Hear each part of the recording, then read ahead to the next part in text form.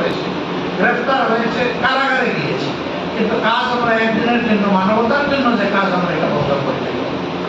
আপনারা জানেন যে আমরা একটা মজবুত দল, আমাদের 11 জন শীর্ষ নেতাকে খুন করা হয়েছে বিচারের নামে অবিচার করে। 550-র মতো কর্মীকে আমাদের বুক থেকে খুন করে সরিয়ে নেওয়া হয়েছে জুলুম করে। আমাদের 5000 যুবক যুবতীকে জীবনের করে পঙ্গু করে দেওয়া হয়েছে। কারো দুচোখ নাই, কারো হাত নাই, কারো পা নাই, কারো মেরুদণ্ডে গুলিবিদ্ধ হয়ে এখন বিছানায় পড়ে আছে, প্যারালাইজ, বডি শুকিয়ে গেছে।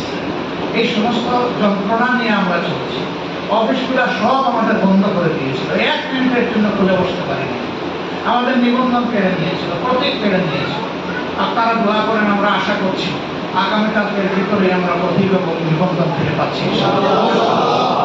অন্যায়ভাবে জুলুম করে আমাদের কাছ থেকে কেড়ে নেওয়া হয়েছে এবং শেষ পর্যন্ত আমাদের দলকে 4 দিনের পতনের আগে 1 আগস্ট আমাদেরকে নিষিদ্ধ ঘোষণা করে দিয়েছে।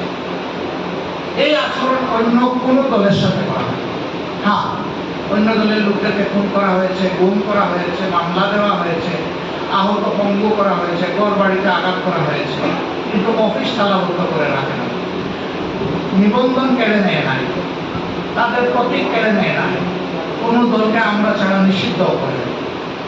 এই সমস্ত কাজগুলো ছিল আমাদের। বাড়িঘর ভাঙচুর করেছে অন্যদের লাঠি দিয়ে, শটা দিয়ে, আর আমাদের বাড়িঘর ভাঙচুর করেছে বুলডোজার দিয়ে। এগুলো শুধু আমাদের জন্য ছিল, কিন্তু 5 তারিখ আল্লাহ তাআলা আগস্ট মাসের যখন পরিবর্তন এনে দিলেন, আমরা সাথে সাথে সিদ্ধান্ত নিলাম যে আমরা এখন কোনো প্রতিশোধ নেব না, আমরা কোনো উল্লাস করব না, বরঞ্চ আল্লাহ যে মুক্তি দিয়েছেন এর জন্য সেজদায় পড়ে আল্লাহ তাআলার শুকরিয়া দেব। আমরা সারা দেশে আমাদের সহকর্মীকে আহ্বান জানালাম, ফাসাব্বিহ বিহামদি রাব্বিকা ওয়াস্তাগফির। আল্লাহ তাআলার তাসবিহ করুন, আল্লাহ তাআলার প্রশংসা করুন, সেজদায় রুকুয়ে করুন, নফল রোজা রাখুন, সাদাকা করুন, আমাদের ভুল ত্রুটির জন্য, সকলের ভুল ত্রুটির জন্য আল্লাহর কাছে ক্ষমা প্রার্থনা করুন।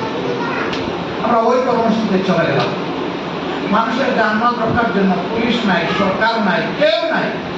আমরা সাথে সাথে বিভিন্ন জায়গায়, বিভিন্ন ধর্মীয় উপাসনালয়ে, বিভিন্ন মানুষ যারা নিজেকে মনে করেছে তারা অরক্ষিত, তাদের বাড়িতে, ঘরে, দোকানে, মার্কেটে, সব জায়গায় আমরা আমাদের স্বেচ্ছাসেবক ভাইদেরকে পাঠিয়ে দিলাম।